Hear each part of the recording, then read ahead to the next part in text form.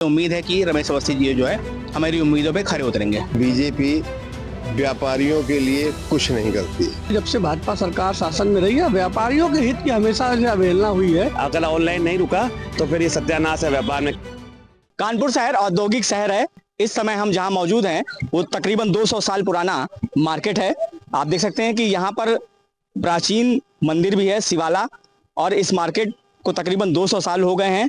चुनाव में व्यापारिक मुद्दे क्या हैं, इसको जानने के लिए हम इस मार्केट में पहुंचे। आइए कुछ लोगों से बात कर लेते हैं। क्या लगता है व्यापारियों के लिए और क्या होना चाहिए? अगर सरकार की बात की जाए, जो पिछली सरकार भारतीय जनता पार्टी रही है, और अब जो चुनाव हो रहे हैं, किससे आपको उम्मीद लगती है? मुझे उम्मीद तो बीजेपी की लगती है, लेकिन बीजेपी व्यापारियों के लिए कुछ नहीं करती है। बिल्कुल व्यापारियों के लिए कुछ नहीं करती है। व्यापारी के लिए कांग्रेस अच्छा करती थी। इस बीजेपी की सरकार में व्यापारियों के लिए बिल्कुल नहीं करती है।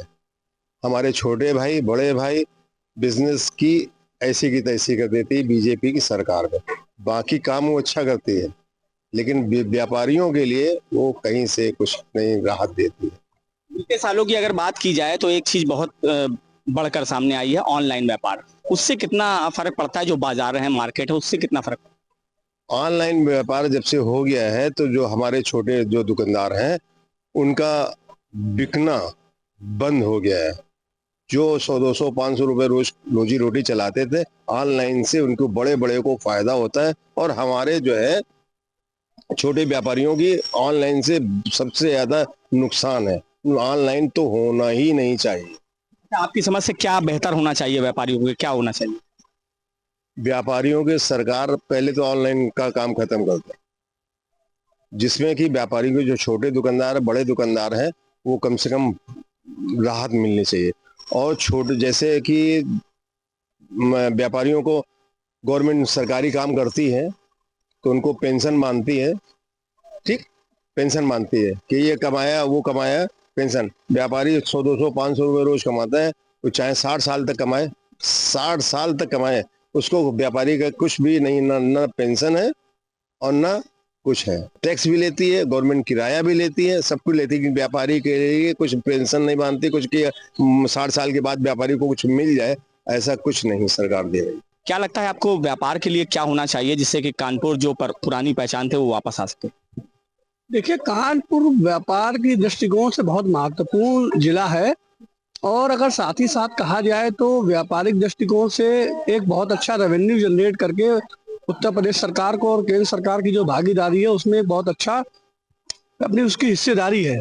लेकिन इधर पिछले विगत वर्षों में जब से भाजपा सरकार शासन में रही है, व्यापारियों के हित की हमेशा से अवहेलना हुई है। पूर्व में ये माना जरूर जाता रहा कि भाजपा जो है व्यापारियों की पार्टी है, लेकिन अगर निश्चित तौर से आप देखें तो अभी जो पिछले जीएसटी लागू होने के वक्त कहा गया था कि 2018-19 में किसी की जीएसटी के जो कि 2 साल का समय दिया जाएगा कि आप उसको जो है समझ सके, ठीक से भर सके। 2018-19 के जो हैं वो जीएसटी के नोटिस आने लगे हैं अब। तो सरकार की कथनी और करनी में व्यापारिक दृष्टिकोण से तो काफी अंतर है। अगर आप कोई स्टैंड लेते हैं, अगर आप कहते हैं कि 2 साल हम व्यापारी को देंगे समझने के लिए कि जीएसटी किस तरीके से भरना है, किस तरीके से अप्लाई करे होगा, तो अब 2018-19 के नोटिस 2024 में देने का क्या औचित्य है? तो यदि पुराने व्यापार को सस्टेन कराना है, पुराने व्यापार को उसकी पटरी पर लेकर के आना है, तो कुछ रियायतें व्यापारिक दृष्टिकोण से जीएसटी के स्लैब में कुछ चीजों को कमी करना पड़ेगा। जैसे हमारे यहाँ आप देख सकते हैं कि चिकन की एम्ब्रॉयडरी का काम होता है, चिकन, लेकिन जीएसटी एक बटन लग गया तो उसके ऊपर जीएसटी की मार है।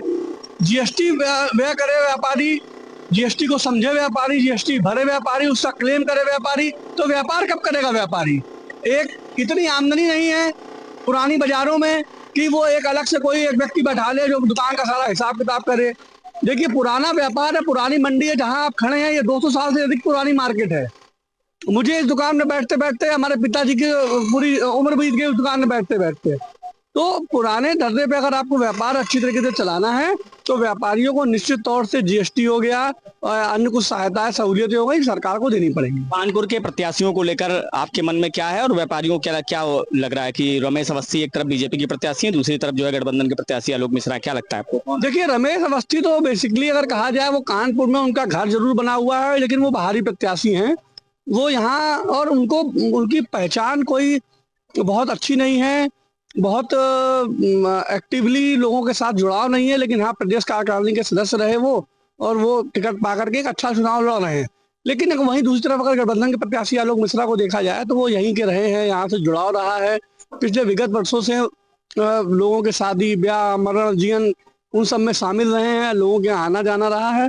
लेकिन निश्चित तौर से मैं कहूँगा कि कानपुर सीट हमेशा जब से श्री प्रकाश जायसवाल जी ने राजनीतिक दूरियां बनाई हैं तब से भाजपा के फेवर में गई है। पूर्व में यहाँ से मुरली मनोहर जोशी जी, फिर सत्यदेव पचौरी जी, और मेरा मानना है कि रमेश अवस्थी जी यहाँ से चुनाव जीत जाएंगे। मार्जिन मुझे लगता है कुछ कम होगा, लेकिन चुनाव तो जीत जाएंगे।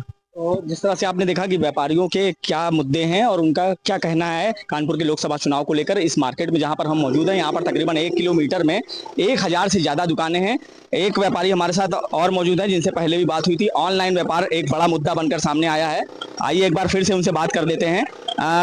सर, जिस तरह से व्यापार है और व्यापार में ऑनलाइन जो है बहुत तेजी से हावी हुआ है, क्या लगता है आपको कि ऑनलाइन व्यापार का फर्क है जो बाजारों पर है? और क्या, आपको देख ली ना बाजारों में बहुत फर्क है।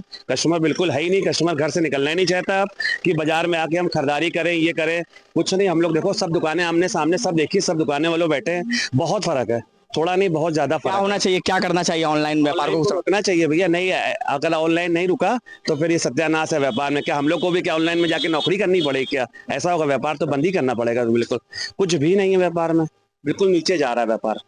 कानपुर के प्रत्याशी को लेकर आपसे बात करते हैं कि अगर गठबंधन के प्रत्याशी और बीजेपी के प्रत्याशी, किसे आप टक्कर किसको मानना है? जाहिर तौर पे जिस तरफ कहा जाता है ना कि जिस तरफ हवा चल रही है उसी तरफ जाना चाहिए। तो रमेश अवस्थी जी जो है हमारे भाजपा से हैं और मोदी जी का और राष्ट्र हित पे अगर वोट दिया जाए तो रमेश अवस्थी ये एक मात्र विकल्प है।